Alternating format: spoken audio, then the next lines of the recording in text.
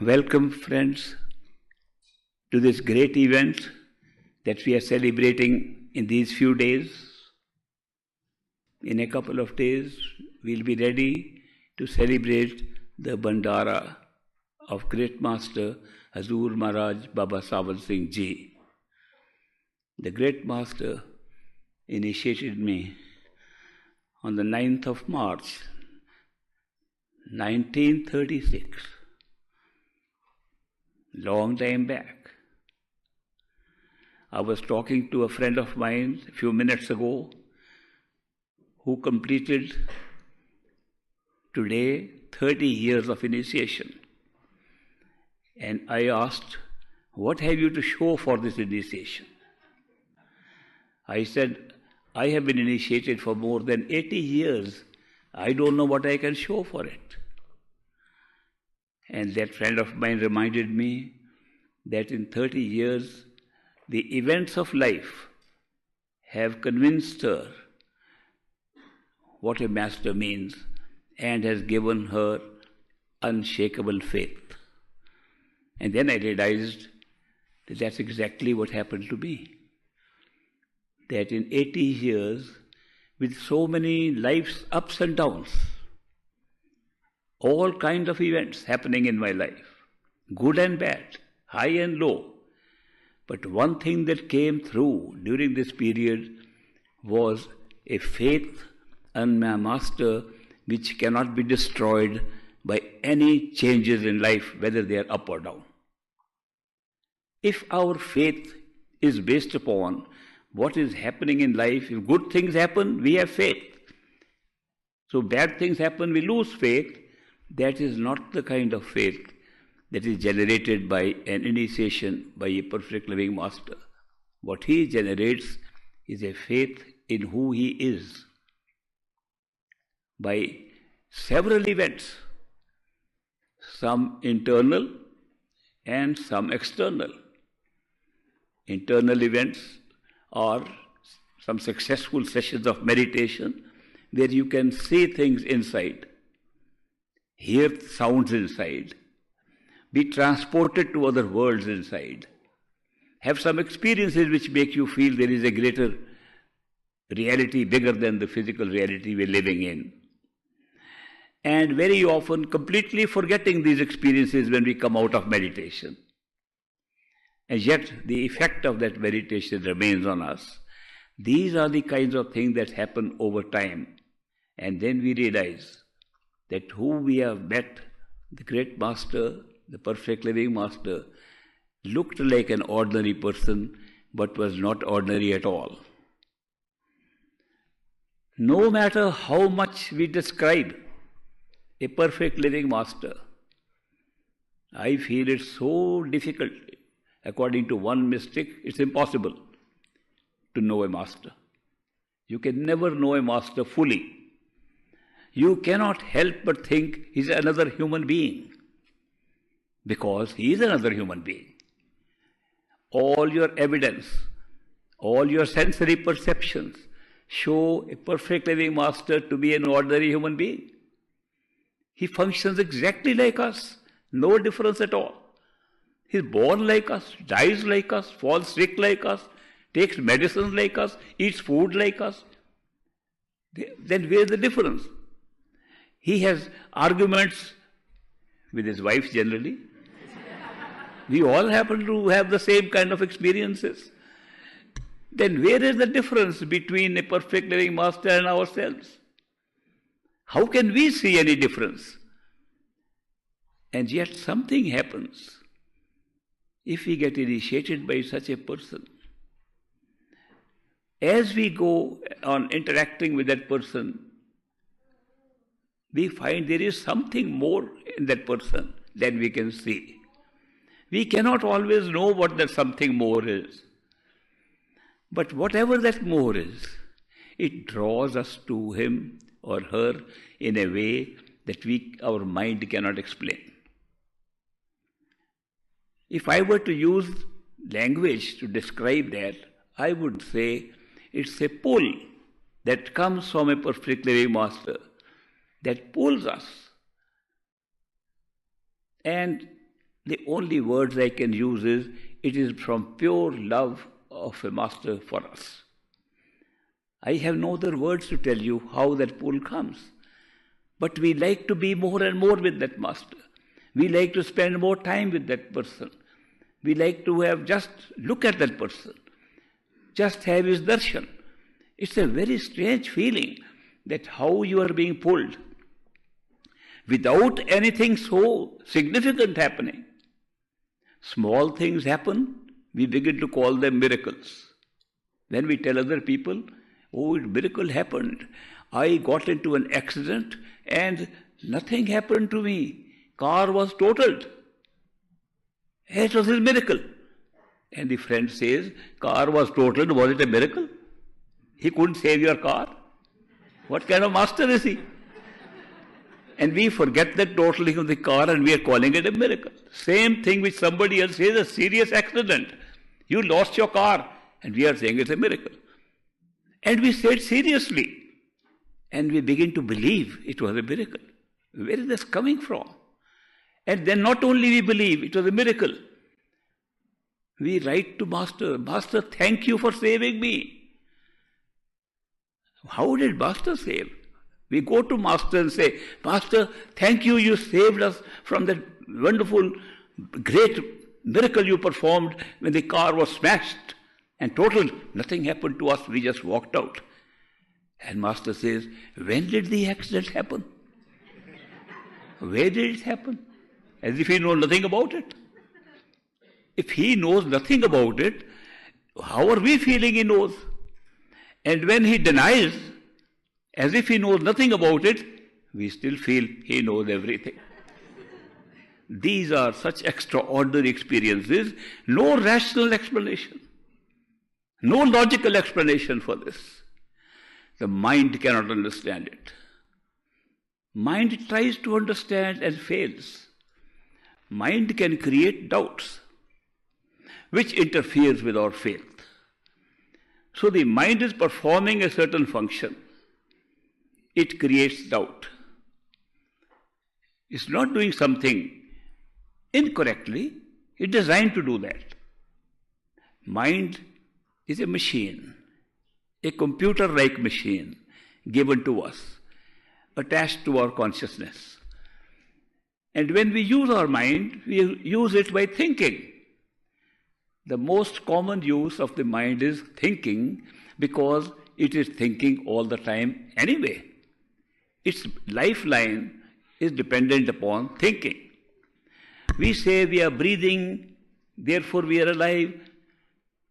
Our heart is beating, circulation is going on, therefore we are alive. We can also say the mind is thinking, therefore it's alive. If it stops thinking, it will die. Therefore, thinking is natural to the mind. In this thinking process, which is the main function of the mind, it uses that function for many things. It uses that function for trying to understand things. How does it understand things? We have delegated experience of a creation to our sense perceptions. Eyes to see, ears to hear. In this body, we have these sense perceptions, nose to smell, mouth to taste, hands to touch, legs to walk. All these five senses that operate upon the physical body, they are the ones that give us knowledge and experience of a creation outside, a physical creation.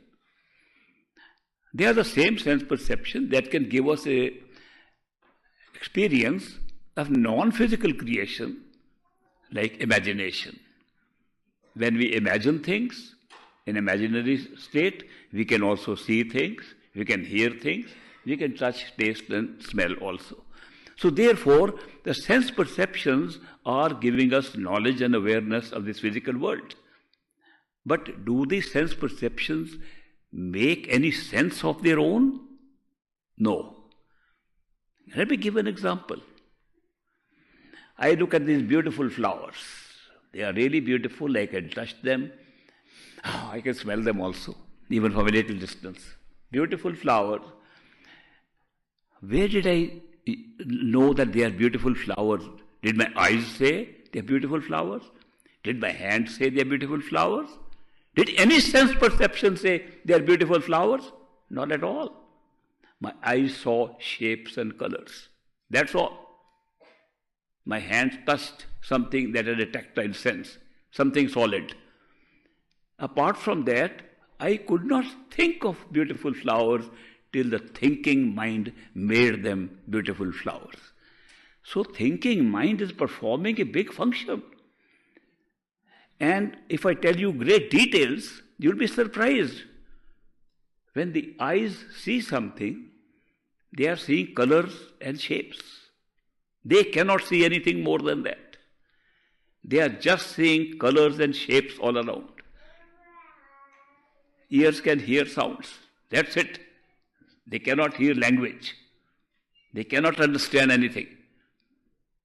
When we use our eyes and ears, how do we know what a person is saying? How can we know these are beautiful flowers? It is because the mind interprets them based upon a very good reservoir it has called memory. It is remembered that when we grew up as children and we saw the flowers, somebody called them flowers. That got stuck in our mind. And therefore, we saw many types of flowers. Every time different flowers came, they used the same word flower. The meaning of that sound, flowers, became deeper and deeper as we saw many flowers. But this is just an association of ideas of the memory. We stored the memory that the word flowers means that particular experience of seeing these things, that shapes and colors that called flowers. And that kept on repeating as we saw more and more the same thing. Every experience we are having is interpreted exactly the same way. The association of ideas with those experiences has generated language. What we heard, the sound that we heard, they constituted language based upon the association of ideas we had stored in the memory of the mind. So mind has a reservoir attached to it called memory, where it stores these things and uses that memory to interpret new experiences. Now another interesting thing which will be understood by people who meditate. It's not something philosophical. The mind, when it thinks, it speaks. We hear it. If it did not speak, we would never know what we are thinking. Then, if the mind speaks, who hears? Who listens? We listen. The self listens. The soul listens. Our real self listens. Our real self is nothing but a listener.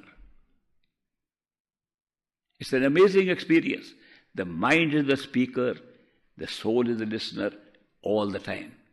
When we see flowers, the mind in a very short time says, this shape and color are flowers.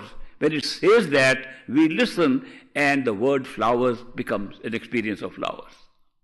This is happening inside.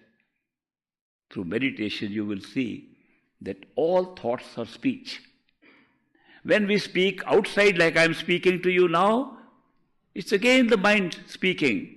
And my tongue is just uttering what the mind is thinking and speaking. So thinking process is actually the mind speaking. So it's very interesting.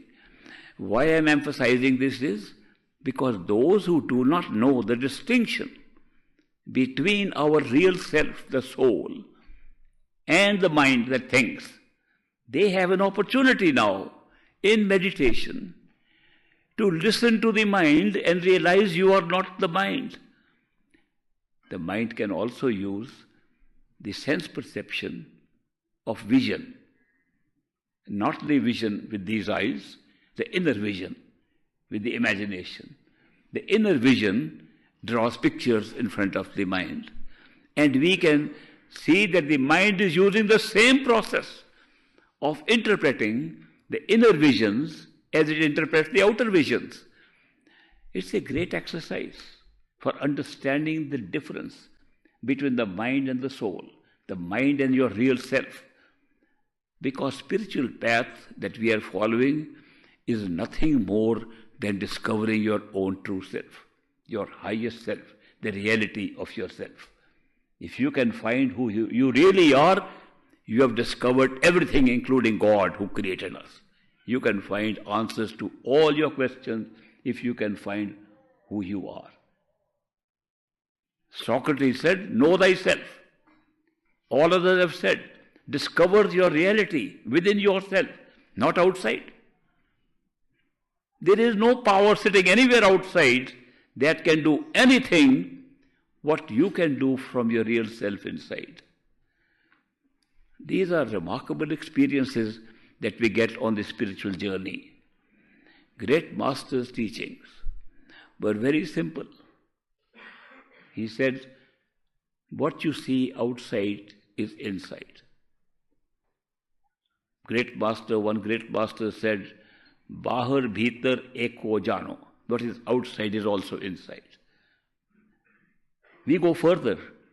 What is outside is being created outside because it is inside. This is a little more difficult to understand. That the world we are seeing outside would not be seen by us through sense perceptions if it wasn't inside us. Therefore, it's a projection we are having. The analogy I sometimes give of going to see a movie. We go to see movies. They become very popular now. And we buy tickets. We pay a price for going and watching a show taking place on a blank screen. There is nothing on the screen at all. But a projector is behind us. A film made much earlier, not at that time, a film made much earlier is loaded into that projector. And there's a light put behind that. And the film made of short still pictures which run one after the other very quickly create a feeling of motion, movement, because of the persistence of vision of our eye. That if things move very fast, even if they are still pictures, they look like moving. When we were little children, they used to give us a little book with different pictures. We used to flip them fast and we saw all the movements. There is nothing different in today's movie. Every picture is a still picture, moving fast, and we see it like movement. We are not looking at that. We are not looking at the light. We are not looking at the projector. We are not looking at the film loaded into it. We do not know when it was shot. We are looking at the screen in front, which is blank. On the blank screen, images are coming. And we are taking them to be real. A serious crisis has come. Somebody is going to be murdered on the screen. We sit on the edge of the chair. Somebody cracks a joke on the screen. We laugh as if it's really happening. What is happening? Nothing but shadows. Nothing but a projected shadow, and we are looking intensely at the screen. Why don't we say, oh, this is not real. It's only a film being projected. Why are we taking it so seriously? Why did we have to pay a price to come and see it? Just to see shadows? We are seeing so much reality outside. Why do we pay a price to come and see shadows? This question was raised long ago. Why are people wanting to see shadows? Why are people wanting to see imitation of life when they are already living a life? When we are living our life, where is the necessity to go to a movie and get happy about it? After seeing some murders and horrible accidents on the movie, we are happy. And we come out happy. Oh, great movie. Big tragedy, but great movie. Can we say that about life also? How come when life is represented on a screen through shadows, we say great, When the same life is happening in our own life, we can't call it great. With the same kind of things happening. The Greek philosophers went into this question and they gave different answers. Socrates, who believed that everything is inside us, and he said so. In all his debates he says, it's all a projection from consciousness within our head. Therefore we should find what is inside. We should find ourselves. That was his whole theme. His disciple, Plato, another great philosopher, he intellectualized this. He intellectualized it and trying to explain it in terms which people could understand outside. Plato said, what Socrates means is that the ideas we are having in our head are more real than the things you see outside. And he gave an example. He said, you are sitting on chairs now. We call them chairs. Chairs are of thousands of designs. Every one of them is called a chair. Where did it come from? How do we call a chair when there are so many thousands of types of chairs? We use one word. What is the idea of a chair? Where did it come from? He examined this based upon Socrates saying that everything is inside, and he came to the conclusion the idea of a chair came before a chair could be made. Therefore, the idea of a chair is more real than the chairs we make, because without that idea, you couldn't make it. And the idea of a chair is inside your head, not outside. He said, before the idea of a chair came, something must have come even before that. So he began to differentiate between ideas and what he called concepts. A concept comes, then an idea, then a material physical presence. He called them the causal, the astral, and physical levels of creation. The concepts come in what we call the causal level of the mind. That means people were all sitting on the floor. The concept that we can sit higher if we like came up. It is not a chair. It is merely a concept that can't we sit higher up, it's better for our legs. Maybe it is better. Then the idea came, we can make something. We can make a material thing which can be higher than the ground, and we can call it a chair. We can rest our arms and make an armchair. But we can make a chair, and one chair came into the head as an idea. All the millions of chairs today are born out of that one idea of a chair. Therefore, Plato said, it's the idea that creates the chair. The ideas are more real than this physical world. They wouldn't exist. Nothing would be here if we didn't have the idea. Chair was just an example of everything. It can apply to everything we are watching. Then comes another disciple of Plato and Socrates named Aristotle. Aristotle wanted to bring it down to the ground. He said, you people are talking of high stuff. People don't understand. The Athenians have no idea what you're talking about. Tell them something practical. Tell them, why are we creating this artificial world? And he took the example of a drama. There were no movies in those days. Movies are a modern invention of the old drama that used to take place on a stage.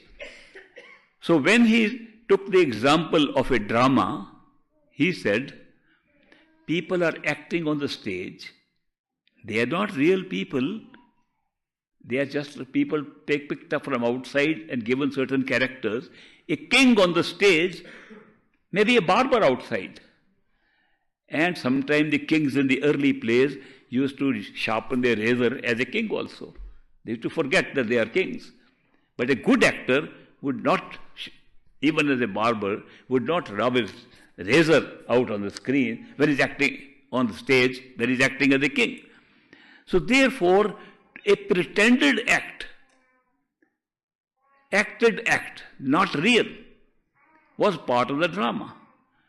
But the people watching said there's a real king. The king killed his queen and people cried. They forgot that there is no killing at all. It's just an actor. The wife has not died. The queen has not died. She's just fallen down as an act. And people cried. What cruel this king was. Why did they take something which was merely a show, merely an idea put into place? Why did people take it so seriously? Why did they forget that this is just an act?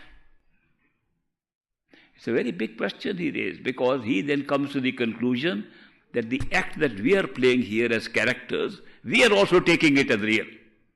We are no different than the people of Athens who took a drama on the stage as real while they were watching it and emotionally responded to it, laughing and crying depending upon what the actors were doing. Tragedy took place, they cried. Comedy took place, they laughed. We do the same things today with movies. How can we do that if we know this is just a movie, just a shadows being thrown by a light and pre-prepared film loaded in a projector? Why are we doing that? He came to the conclusion that we need this. Human beings need this experience to make that unreal thing into real, to take care of their emotions. Human beings have been gifted not only with an awareness of the self, of the mind, of the body, but also an awareness of the situation in this game we call life, in which emotions play a very important role. And the reactions we have on watching a movie, or the reactions they had on watching a play, is to deal with emotions of a human life. That we are unable to handle emotions of what we think is real unless we create an artificial reality and deal with those emotions. And therefore, we willingly suspend our disbelief. That's what Aristotle said, that when we watch drama, which will be true to say when we watch movies, while we are watching them, we willingly suspend our disbelief of what is happening. We say it is actually happening. This is a need which the mind provides so that we can get rid of the excess of our emotions. He called it catharsis of emotion, that we have to deal with our emotional life, and therefore we need a reality created out of non-reality. If you understand this old Greek philosophy, you understand the same is true today. Who are we actually in this created drama? How is it being created? Let's compare it with how the movie is created. There's a blank screen. There's a blank space and time here. We project something which was made earlier. We are projecting a life which was made earlier. How are we projecting? With a little projector. Our head, our body. Where is the light? Our soul is the light. Our self is the light. Where is the film? Where is the film loaded? In the mind, in front of the soul. How is it being projected? The mind is carrying the film of the life that we recorded earlier. Completely recorded. And how are we seeing it? On the screen, outside, and by a subtle arrangement, we made it a multi-dimensional screen, which is not very difficult. They are making 3D movies now, just by putting extra glasses. We have been given those glasses naturally by giving 2 eyes. If we had only 1 eye, we would not see space and time like we see now. We have been given 2 ears. They are creating space and time, ears and eyes, If we had one ear and one eye, world would be very different, would be flat. It became multi-dimensional, 3-dimensional, 4-dimensional. Time has been created by the mind. So it's a wonderful way. A new type of screen has been created on which we are projecting something with our own light. And through the memory of a film recorded earlier, a life made earlier and completely recorded. And when we are watching the movie or living this life, we say, now what will happen next? We say that in the movie, we say it here. Don't we know that what is going to happen next is already in the film? Don't we know that what is going to happen is predetermined and will happen anyway? Doesn't it happen like that? Therefore, we are making the same mistake, deliberate mistake, in order to achieve the same result, to take care of the emotional side of a human life. It's very simple. So we are using the same method in a much bigger scale of a creation that is so wide. That's a big screen. We are seeing it is the biggest screen we can create. The whole universe is a big screen. And all we are watching is being projected from inside us. All the people we see are already inside us. All the act we see is inside us. Now, is this just a theoretical model these Greek philosophers made? Or is it something verifiable? That's a very important question. Maybe the world is real and we are just here sensory perceptions to watch what is there. Or maybe they were right, that the whole thing is inside and being projected the way they say it's being projected like a movie. How can we finally find out what is true? Not a new question, but thousands of years people have said. Do we see a tree because we see it is there, or is the tree there, therefore we see it? Which is the cause? Which is the effect? Is the tree the cause or seeing the cause? Not a new question. They've asked for thousands of years. They've divided themselves into two parts. Those who say a tree has to be there before you can see it. This world has to exist prior to your being able to experience it. We call them the materialists because they believe material is real. Matter is real. And those who believe in the Socratic theme or the Platonic idea that the world of ideas is more real, they say no, it's all being created from your consciousness inside. And they are called idealists. The debate between the materialists and idealists has been going on for a long time. And they are using their mind, using their thinking. Both sides are arguing, not coming to any conclusion.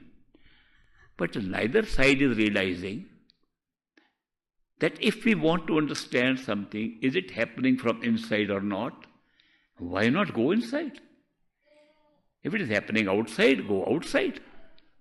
Outside we are here already and we are seeing what is happening. Let's go inside and see the other side. That's the simple answer. They don't go inside. If the answer is so simple that you say, is things happening inside creating the world, or the world is outside, therefore you are experiencing it, you have seen the world outside, it is there. Now go inside and see if it is there also. See if the real world from which the outside is a projection is actually there or not. That's the best answer. If it is there, you validate the idealist. If nothing is there, then you validate the materialist. It's a simple matter of going within your own self, not somebody else. No lab is needed, no science facility is needed. You just have to go inside your own head from where you are seeing everything with your eyes, ears, everything from inside. Therefore, they said, let's try. They closed their eyes. Idealist sitting here, materialist sitting here, both have closed their eyes. Materialist says, I see nothing but darkness. Open the eyes, world is real. The idealist says, I am imagining so many things inside. I can see chairs, I can see people, I can see that. I see a lot of things. You didn't see anything. The materialist says, I saw darkness. He said, but in the darkness, didn't you see anything else? I saw so many things. Oh, that was all imaginary. You are calling your experience imaginary. That is not real. This is real. The idealist says, but when I saw those things, I could see the colors and the shapes. I could hear the sounds. I could touch things. I could use the same sense perceptions you are using to see this world. Where is the difference? You explain to me the difference in the sense perceptions. Do you have any other means, Mr. Materialist, to see this world besides your sense perceptions? If you have, come and tell me. Materialist thinks, I don't have any other means.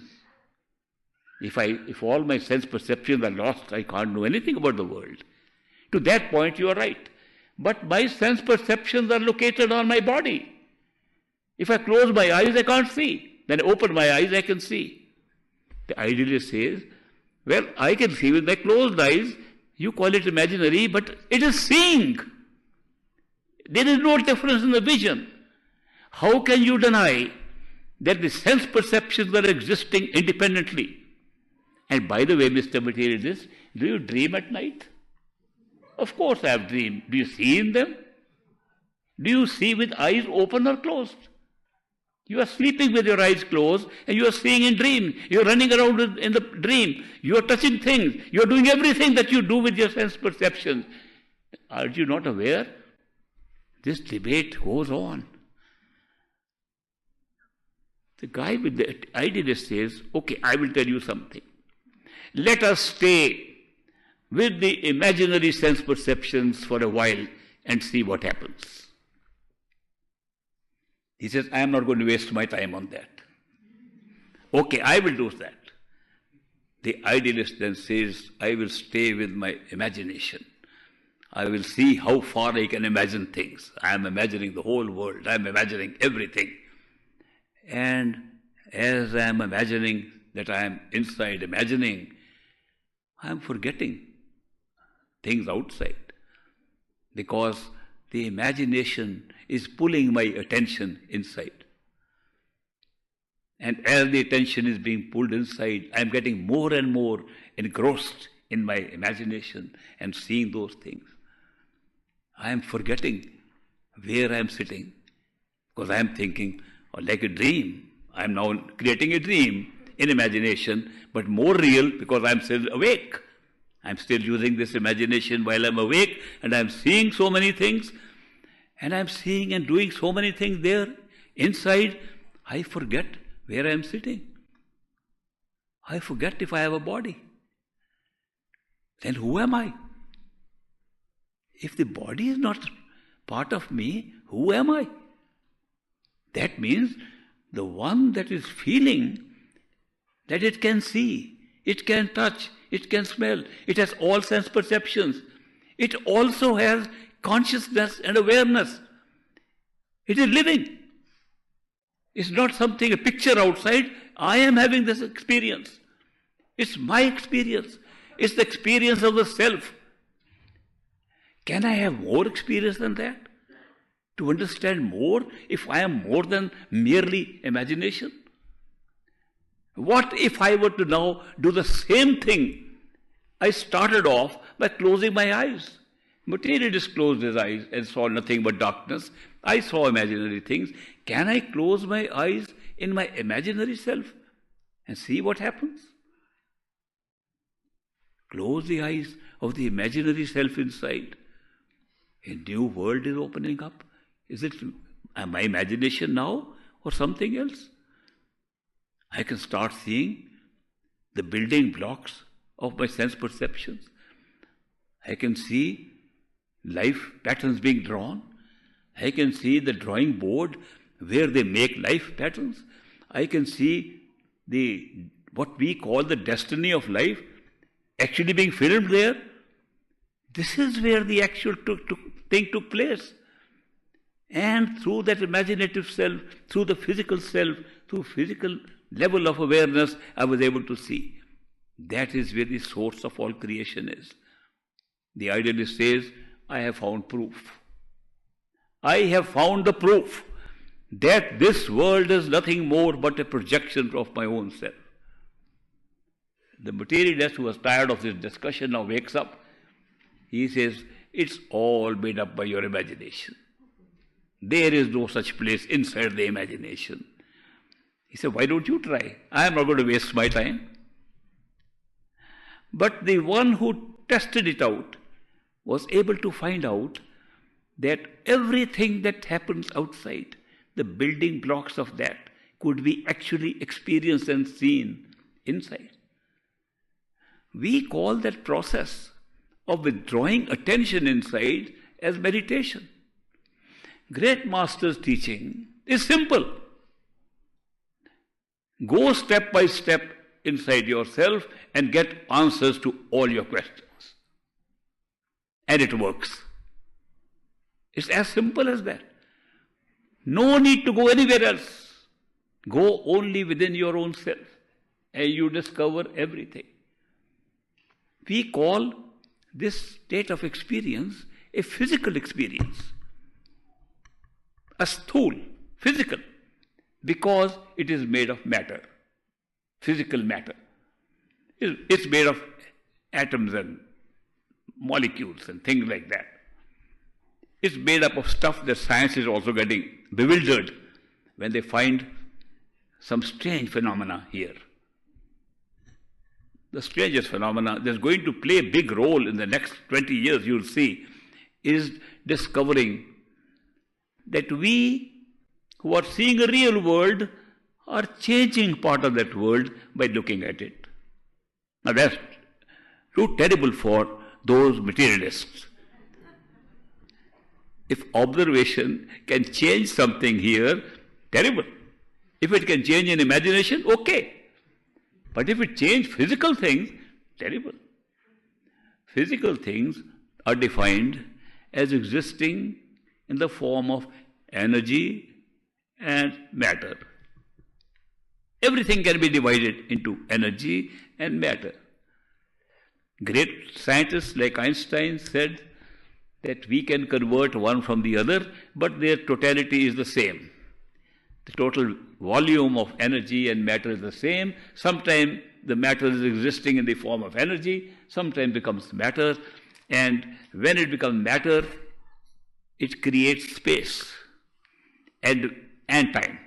When more matter is created, it creates more space and time and begins to curve it, create a curvature, bends it. And ultimately, he said, I look at this world, so much matter has been created, it's created a curvature in space all around, and that is the secret of gravity. But he was not sure of it. Even today, people are not sure of what gravity is. They're still trying to figure out if Einstein was right or he was wrong and there is some dark energy and dark matter that are making gravity, because the world is spinning round. Everything is spinning. While I am talking to you, can you imagine? We have traveled several million miles already. How did we travel without even moving anything? Because the earth moved around, moved on its own axis, and it moved around the sun. The sun is moving around the whole galaxy is moving, and all the galaxies are also in circulation. Their observation, it's been seen there. We just moved a few million miles without even knowing about it. We are moving at a speed faster than the velocity of light, according to latest readings. And we don't feel it at all, this movement. Why are things going circular all the way? All the way, everything, starting from the smallest particle of matter we call the atom, where electrons are moving around it. Now they know electrons are moving on their own axis also. And particles smaller than electrons, the quarks and neutrinos, are all moving around. Why is everything moving around? No explanation. Oh, gravity makes them move. If gravity is so important, where does it exist to make all galaxies move? These are modern questions being asked today by the scientists, and they're trying to find answers. If you are scientists and are studying that, you will find more information about it. If you want to find ready answers to these questions, I'll give you a tip. Go within. You will find out what is happening. You will find out what will happen 100 years from now, what they will find out. This whole question came up because of some guy named Heisenberg. He discovered the nature of light. Light was a very important subject because people said when you get wise, you become enlightened. When you realize how world is created, you are enlightened. The word light has been used a lot. And also people say when your eyes are closed, you can, if you are enlightened, you see light inside, physical light inside. So the word light has been very important consideration for people throughout history. Now, what does light consist of? What's the unit of light moving, which they can now take a picture? They call them photons. I'm just bringing little science today because I won't bring any on Bandara Day. Photons are moving, and are they energy or are they particles? This was the question that was raised 50, 60 years ago, and they did some experiments. If you put the light through two holes, one beam of light will go through both holes. If you look at it, it will go through one. If you go through two holes, it will create a pattern of waves on the screen. It's a wave going through. Photon is a wave. If you look at it, measure it, it becomes a particle. Human beings are able by their observation to convert something that was energy or a wave into a particle. They did not know what to call it. Should we call it wave? No, it can be particle. How can you call it wave? Is it a particle? No, how can you call it particle? So they found a new word for it. They called it quanta.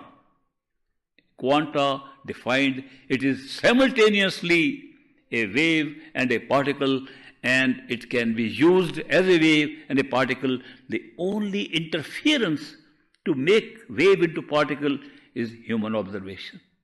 It's a very big thing. If you see the last notes that Einstein left before his death, he recorded these notes there, that I have not been able to pay enough attention to the great power of an observer, that the observer has so much power I did not realize, and therefore I should have worked more. But he never got time and he died.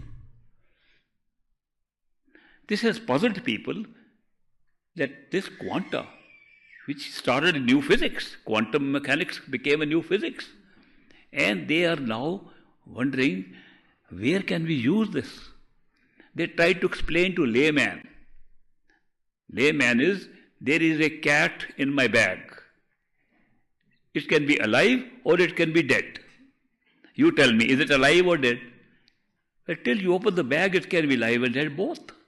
It's a quanta. When you open, it will be either alive or dead. Mostly dead. It's been locked up too long, therefore a particle. These are the kinds of explanations they're trying to give for lay people.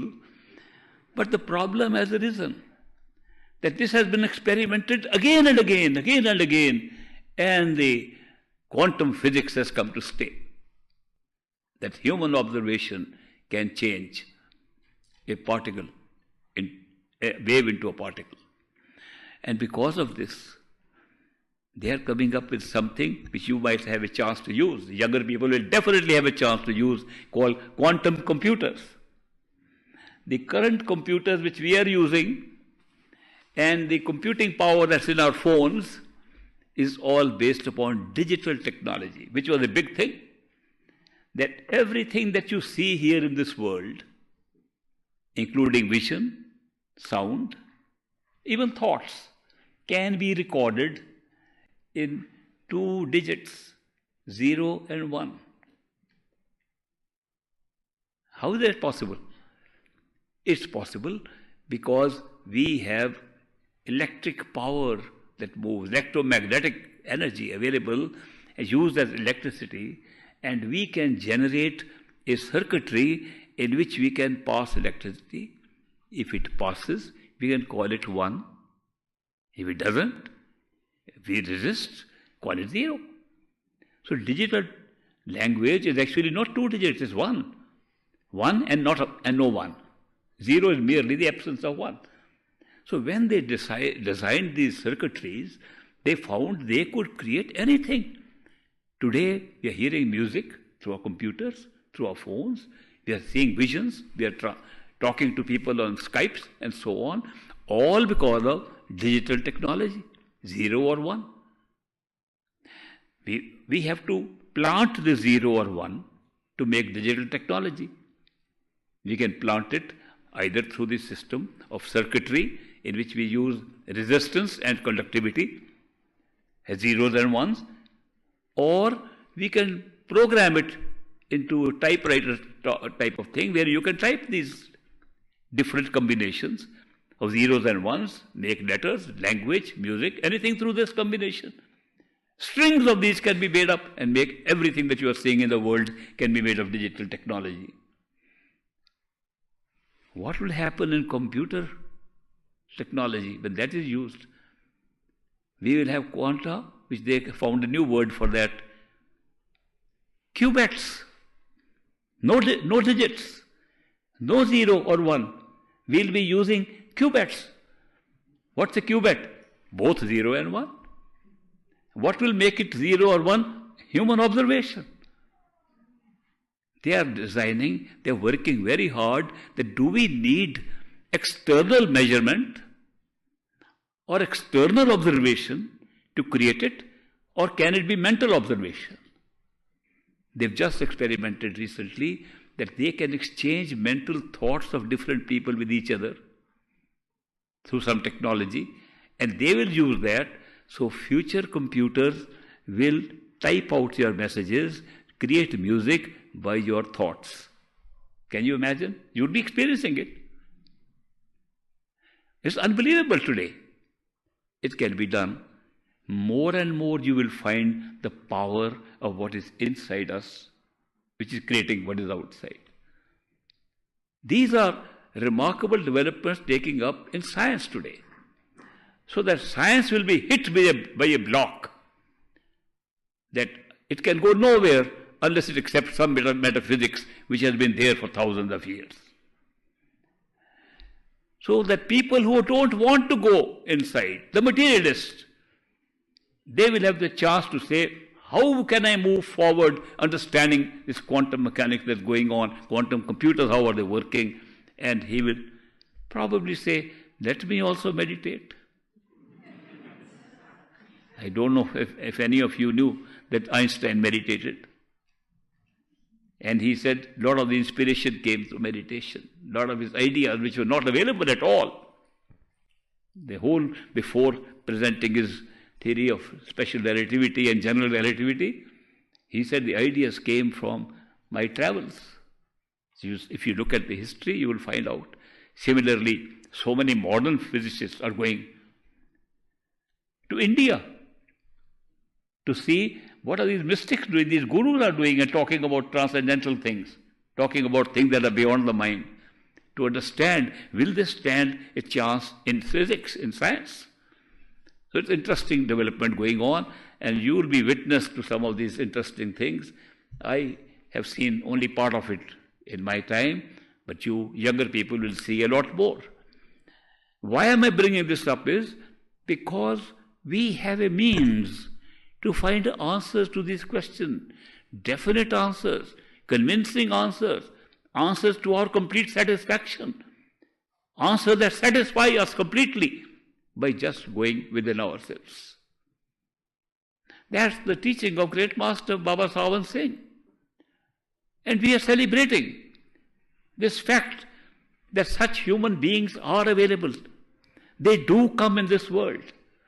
There are such human beings, totally ordinary human beings, with an awareness that is very deep and goes to true knowledge. And they have the knowledge of the truth, which many of us want to have. We are seeking the same knowledge that they are possessing, and they come into our life as part of our own experiences. We can't find them. I am convinced we cannot find a perfect living master because he's too ordinary to be found. If he wore a badge or something, written PLM or something, we will doubt that anybody can put on that badge. If he puts on special robes, that's a little more impressive than a badge. Well, people put on some robes, the saffron-colored robes. I met some Swamis once going on a pilgrimage in India. I said, Swamis, why are you wearing these robes? You are going on pilgrimage. What's the use of wearing saffron-colored robes, these orange-colored robes you are wearing? They said, our Guru told us. I said, why did the Guru suggest this particular color? We don't know. I said, I'll check with your Guru. Why suggesting that he should put saffron? I checked the Gurus of these Swamis, and they said they did not know that this color represents the color of fire. It's a reminder 24/7. When you wear that color on your skin, this body will go into fire. You will be cremated one day. Don't take it as real. And if your own body is not real, no other body is real. There is no reality outside. Find reality somewhere else. It's not in this body which you're thinking is real. They are supposed to be a reminder. But the Swamis were taking their body very real. We totally forgot. They have a festival in India recently they had called the Kumbh Mela. It takes place after a long time, sometimes on eclipses of the sun, sometimes on other occasions. And all kinds of Swamis come, white colored. Why? We believe in purity. Is your mind pure? But no, our clothes are pure. They are white. Some wearing blue color. Where do you find this blue color? It's also a spiritual color. Oh, we heard love is a blue color. We see blue. Blue is the extreme of the other spectrum. So we wear blue color. And then lots of them are moving with no colors. Color of their skin. And all they have on it is ash. If you ask them, why are you wearing ash on your skin? Well, our Guru told us. Ask the Guru, why do you tell them? To remind them this will turn into ash one day. Don't take it as real. The message is so clear, and the people following this, creating religions out of it, creating so many societies of different kind of it, so many ashrams are created out of it, and none of them understanding why they are doing these things. It's only to show this is not real. It's a projection. Go to the reality, find out. And they are also told, meditation is the way. But meditation, what does meditation mean? To meditate is to meditate upon something. Meditation, nothing more than thinking about something. When you think about something seriously, meditation, think carelessly, then it's not meditation. But serious thinking on something in your head is meditation. We are constantly meditating on our problems, meditating on our relationships outside, meditating upon our profits and losses, meditating upon our health, meditating upon the medicines we have to take, medicine about the food we have to eat, meditation about everything outside. Why don't we meditate once in a while, at least, about inside? Why not meditate? Where am I meditating from? Why not meditate? Who is meditating? Why not meditate upon these deeper questions, which are our questions which we are asking outside? The questions we are asking, what is real? What is truth? And we are looking for that answer in libraries and books and seminars and workshops and Bandaras. We're looking and going somewhere out to find it. When all the answers are lying inside. Why don't we go inside and check where we are asking questions from? These are very simple questions. Where are we asking this question from? Where are we putting attention from? Where is attention flowing from? If we ask these questions and try to go inside, we just shut off the experience outside for a while. We close our eyes, if necessary, close our ears, go close our whole body with a blanket. Sit in darkness and say, now what can I see? We start from there and go further inside. Whatever we feel is ourself. Look at the simplicity of this method. Whatever we feel is ourself, the thinking self, the self that's asking questions. If we just not look at the cover of the body, this body or the body of sense-perception or even the body of thoughts, when we go within that, we get all the answers to all the questions. Spiritual truths can be found merely by a simple method of going within each layer of yourself. You know the outermost layer is the physical body. You can close eyes and forget the physical body as best as you can. An easy method is to concentrate your attention inside. It's a great gift. Somebody asked me, what's the greatest gift given to human beings? I said, the greatest gifts that I found are imagination, attention, power of concentrating attention. These three things can give you all the answers to all your questions. And we all have it. We all have these great gifts given to us that we can imagine, which means we can be non-dependent on physical perceptions. We can concentrate attention. We have attention to put on anything we like. And the power of attention is so beautiful. Supposing I put my attention on these beautiful flowers once again, and I begin to put attention on each flower attentively. What will happen? When I put more attention, it concentrates my attention there, and I become less attentive to what is outside, behind that. This ability that you can use your attention by concentrating and fixing it on one thing and becoming unaware of others. The unawareness is more important than the awareness. Because right now, our attention is scattered. We are sitting here. Where is our attention? First, in this hall, where this meeting is taking place. Secondly, sometimes we remember things which are outside. Did I park my car in the right place? Or did I get a ticket for the car? Attention can go there.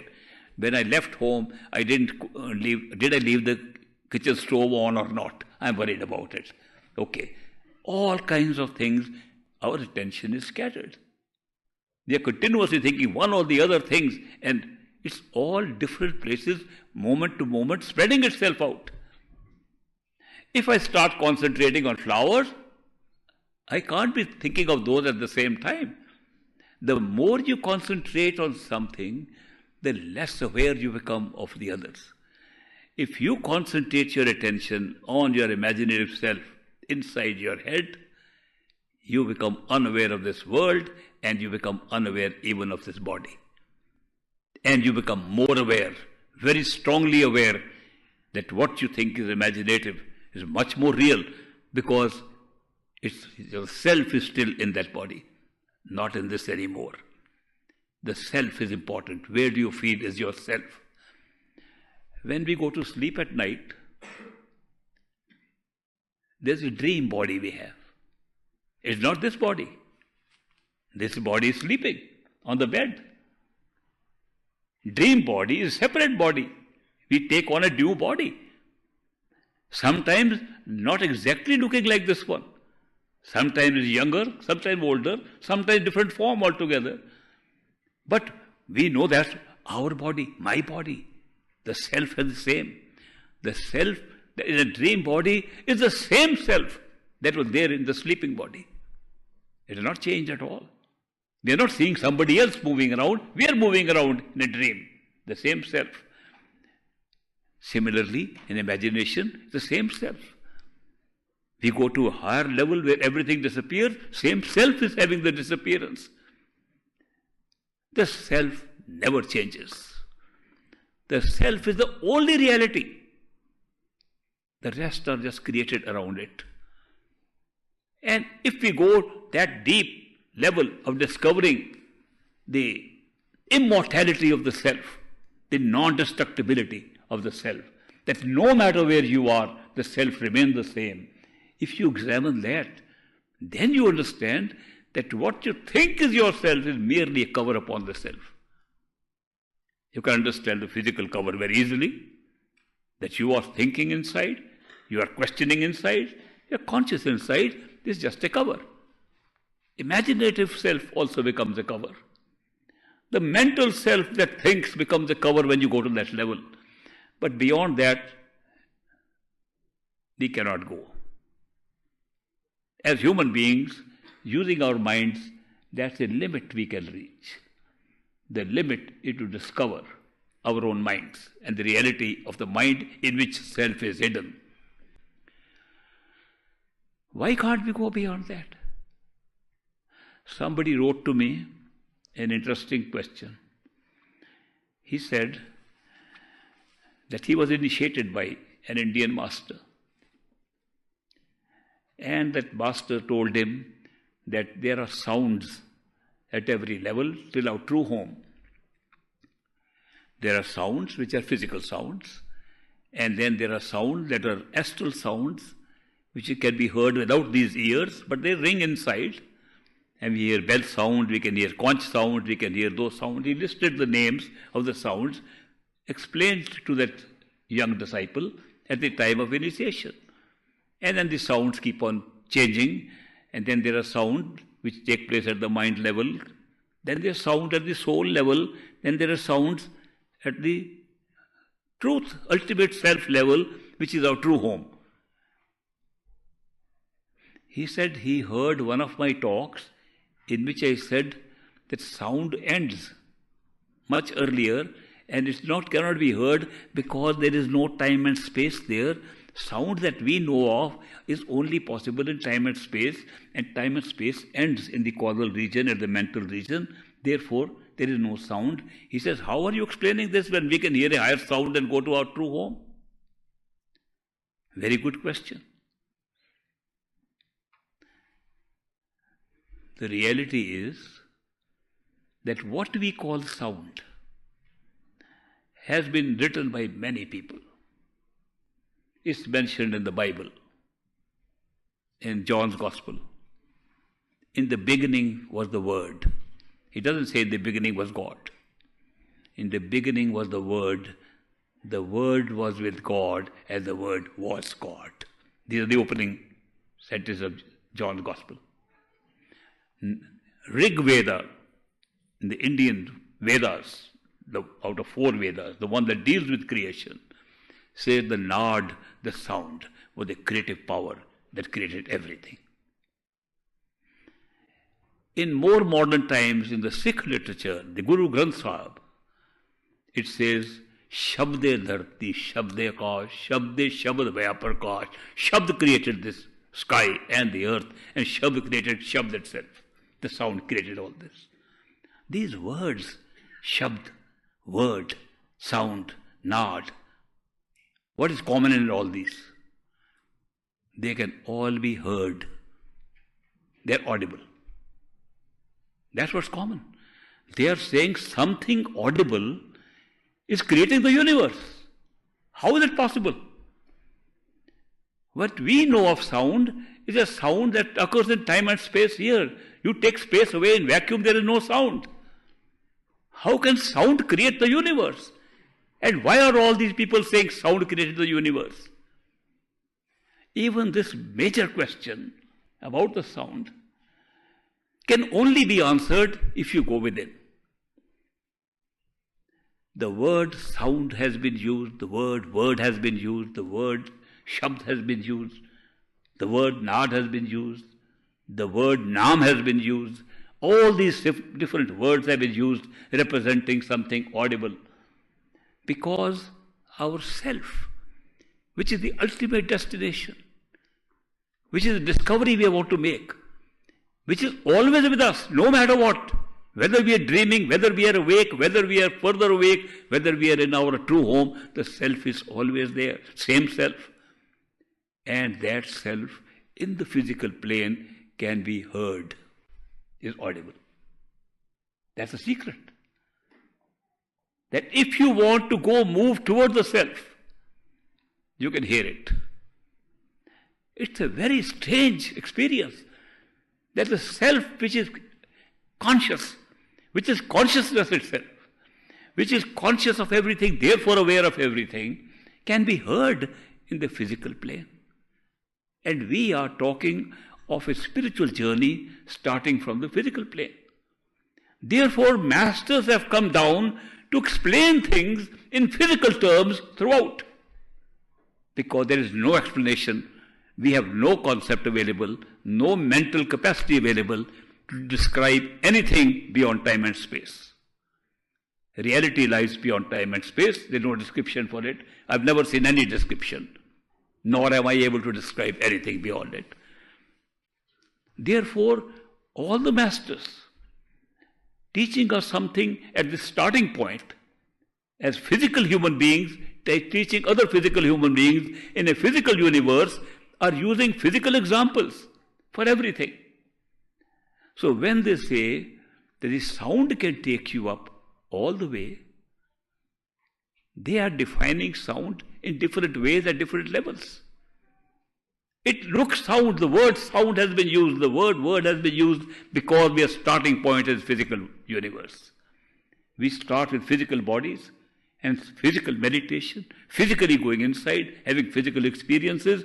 Therefore, first step, try to hear the sound of your own self, which is a physical sound. Same sound like we hear outside. You ring the bell outside, you can hear the bell with these ears.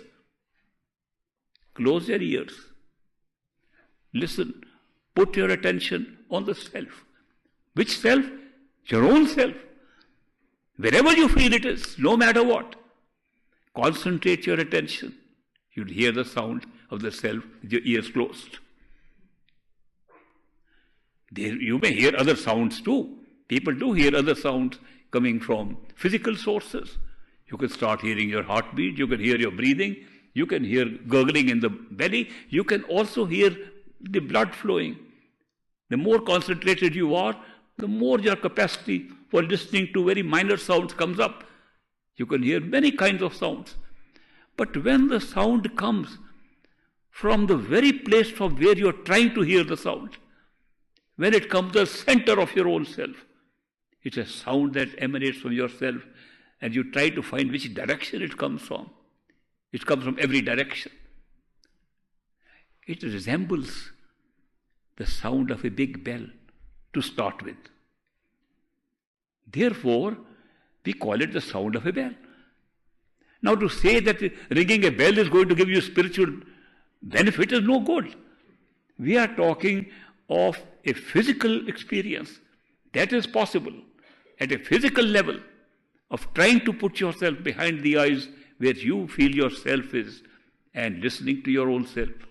And the more concentrated your attention is on yourself, the clearer the sound will be of the self. You can distinguish it from the other sounds. Some sounds are disturbing. People have problems in the ear. They call it tinnitus, something like this. And they are very disturbing sound. It bothers them. But the sound of the self, nothing that bothers. It's so melodious. It's a melody coming from, like ringing through space. Like it's all around you. And you don't know where it's emanating from, because emanating from you. You're not used to that. You're always used to sound coming from its sides. And here is a sound coming from the self. It takes time to realize where it's coming from. And that sound, when you listen to it, you are pulling yourself to your own self. That is why it's a great method to use the sound of the self to pull yourself to the reality of your own self. But what happens if you are able to pull it more and forget what's happening outside? Next step, the sound becomes different. The sound seems to be a very long stretch of one sound, not that bell-like sound with up and down of a bell sound. It changes. They say it becomes like a conch sound. The conch blows straight, there is no bell sound in it. Same bell sound looks like a conch sound. Because we have now moved on to our imaginative self, or astral self, or self of sense perceptions with no awareness of our physical body. What happens if you go further? If you go within the head of your astral self, of your imaginary self, what happened to the sound? Sound is still there. Space and time is still there. But the sound becomes like you have been listening to that sound all the time. You don't feel you just entered to hear the sound. You go there, you are always listening to it. And then you come back, you don't know what happened. This strange experience of the sound at the third level, physical, astral, what we call the causal or mental level, that sound is a continuous sound. And we don't feel it's continuous, we feel we have been listening to it all the time. That's a very big experience. Totally unknown in the physical plane, totally unknown in the astral plane, and you have that experience inside by concentrating your attention on your own self beyond the astral self. We still call it the sound. But when we analyze these sounds and see what the writers who have analyzed the sounds have said about it, they give different names to these sounds. Let's say, use the word shabd. Shabd can be a word, shabd can be a sound. We sing shabds, we write shabd. So therefore, let's see the word shabd. What do they call the first shabd? It's a spoken word, written word. It's not something extraordinary. We are using it all the time. We are speaking with that, we are hearing with that. So, we call it something that can be spoken, written, expressed. We call it, in our Indian languages, we call it Varnatmak Shabd. Varnatmak, which can be Varnan, which can be explained, can be spoken, can be written. Varnatmak Shabd I'm using now to speak to you. You are using your ears to hear the Varnatmak Shabd. What happens when it goes inside and becomes that musical sound? They are not using any words there. Even a bell is not a word. The sound of the bell is not a word. Bell is a word. But when we hear that inner sound, it's not words, but still a melody, a dhun. So we change the language to describe that sound. In the literature, they say it's not Varnatmak Shabd anymore. It's become Dhun Atmak Shabd. The word Atmak is being used as reference to the Atma or the self. It's our self. It's our sound. But we are hearing it. And it's Varnatmak. We are hearing it with the ears. Dhun Atmak. We are hearing with our imagination. Inside, in meditation. What happens after that? After that, the sound becomes continuous. We give it a different name. We call it Anhad Shabd. What does Anhad means? No boundaries. It's not a name given just for the sake of a name. It's a name given by an actual experience you get. And people who gave this name named it after the experience. You really feel you are experiencing a sound with no beginning, no end. It's been going on forever. Name has changed. Sound has changed. Now space and time ends there. What do you call the Shabd after that? If you can go beyond, which you can, and I'll explain to you how you can go beyond even your own efforts, beyond your mind. If you go beyond that, the same sound, same Shabd is called Sar Shabd, real sound. Were there not other real sounds? They were real sounds, but they were sounds. When we say real sounds, Sar Shabd, we are referring to the reality of what it is, and that is the name given to our own soul. Our individuated consciousness evolves the Shabd all the time. First time we discover it's not a sound at all. It's our own self, our conscious self, that has been called a sound, because all the time the lower sounds were taking us to that sound, to that reality of our own self. We can go beyond to totality, because the Sar Shabd shows our true nature is a unit of consciousness, our soul. What is the reality of a soul then? Can we go beyond that? Not many people have gone beyond that. Not many masters exist. Masters who have reached the discovery of the soul, which is immortal. They've discovered that unit of consciousness we call soul is immortal, has always existed. They've been called Sadgurus, and then we distinguish from Satgurus, who we say go beyond that. When they go beyond that, they discover that there is a totality of consciousness, not units of consciousness. Totality is very different from units. Totality is the creative power from which everything, the units and the experience of units have been created. It can be experienced, and I'll tell you how, but it is only done when you discover that the name of the sound is changed. And from Sar Shabd, they say you go to Sat Shabd, true sound. These are names given to a sound which is not a sound at all at that stage. So when masters have given descriptions, they have used all physical analogies to describe them. Seth Shivdayal Singh, Swamiji, we call him, of Agra. He started, or they so say, on his name they started the Radha Swami faith. He describes a stage without time and space, a stage where nothing can be known to us through imagination or thinking at all. He describes there are tall trees there, several miles high, laden with jewelry, diamonds and rubies are laden on it. And he described our true home, totality of consciousness beyond time and space, having trees with all these things, just big ones.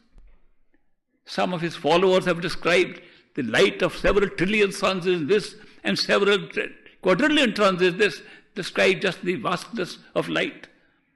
All physical terminology. Why? There's no terminology available to describe anything beyond space and time. So all the masters have described these. Sounds are like these tones of sounds are there. These are all for our physical use here to make us start and go in and see the real thing. Real thing cannot be described, so you just go in and experience it. But we want to know, tell us something about it, and they make stories. I make a lot of stories too. But they are stories. There is no way to describe the reality, so we use analogies. That's why I want to make clear to people who have this misgiving that the sound remains the same sound, that the colors remain the same colors, the skies remain the same skies, they're all changing and the experience is totally different. Most people talk about these things without experience. When they have experience, they can't say those things. Their mouth is shut. It's not describable. There's a saint called Bhika. It says in Hindi, Bhika baat agam ki, कहन सुनन में नहीं, जो जाने सो कहे ना, जो कहे सो जाने नहीं. Bhika, the state of that awareness cannot be described. Those who describe it haven't known it. And those who have known it don't describe it. So when people start describing these things, they are saying something which is not true. But we cannot understand the truth by just simple words over here. So that is why all these analogies are being used, stories are being made, so that we make a start and go and see what is inside our own self. How can we go beyond the mind? Is it possible? Great Master Zur Maharaj Baba Sawan Singh told us how we can go to the totality of consciousness, to our true home, which is beyond our effort, beyond the capacity of our minds, beyond the capacity of all thoughts.